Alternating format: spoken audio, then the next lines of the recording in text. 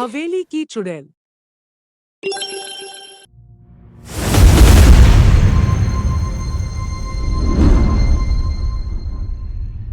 एक गांव में रोहन नाम का लड़का रहता था। रात को जब सब सो जाते तो रोहन जंगल में जाया करता था। वह एक हवेली में जाया करता था और उसी हवेली में वक्त बिताता था। रोहन के ऊपर एक चुड़ैल का वास था। यह सिलसिला हर रात चलता रहता था। एक दिन उसे रामू देख लेता है। अरे, ये रोहन इतनी रात गई, कहाँ जा रहा है? जरा देखूं तो। वह उसका पीछा करता है।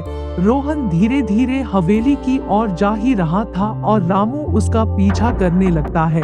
तभी रोहन एक चुड़ैल में तब्दील हो जाता है। यह देखकर रामू डर जाता है। अरे भैया, कहाँ फंस गया? ये तो चुड़ैल है। रामू की यह बात वह चुड़ैल सुन लेती है। वह तेजी से गांव की तरफ भागने लगता है, पर तभी वह चुड़ैल उसके सामने आ जाती है। अरे मुझे माफ कर दो। मुझे मारकर तुम्हें क्या मिलेगा? मुझे माफ कर दो। अरे तुम्हें कैसे छोड़ दूं? तुम्हें मेरे बारे में पता जो चल गया।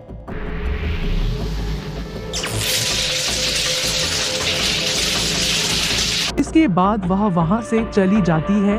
अगले दिन सवेरा होता है और यह बात गांव वासियों को पता चलती है कि रामू कल रात से ही गायब है। सभी उसे ढूंढने लगते हैं। तभी रामू उन्हें जंगल में जख्मी हालत में मिलता है। वह उसे गांव ले आते हैं, पर जख्मी होने के कारण वह बच नहीं पाता है। कुछ दिनों बाद दो दोस्त देर रात अपने घर वापस जा रहे थे। तभी वह रोहन को जंगल में जाते हुए देखते हैं। अरे, ये तो वही रोहन है ना? इतनी रात गए जंगल में क्यों जा रहा है? वह दोनों उसका पीछा करते हैं।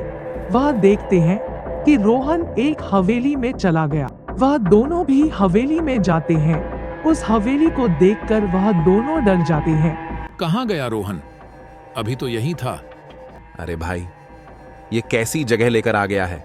और तभी वह चुड़ैल उसके सामने आ जाती है।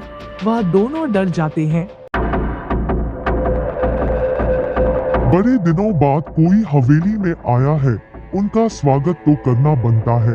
अब तुम्हें मुझसे कौन बचाएगा? उन दोनों में से एक ने भगवान जी का लॉकेट गले में पहना हुआ था। उसकी वजह से चुड़ैल उनके पास नहीं आ पा रही थी। तभी उनमें से एक को विचार आता है। हमें ये लॉकेट चुड़ैल के गले में पहना देना चाहिए। वैसे भी वह हमारे पास नहीं आ सकती। और वह उस लॉकेट को उस चुड़ैल के गले की ओर फेंक देते हैं। बचाओ!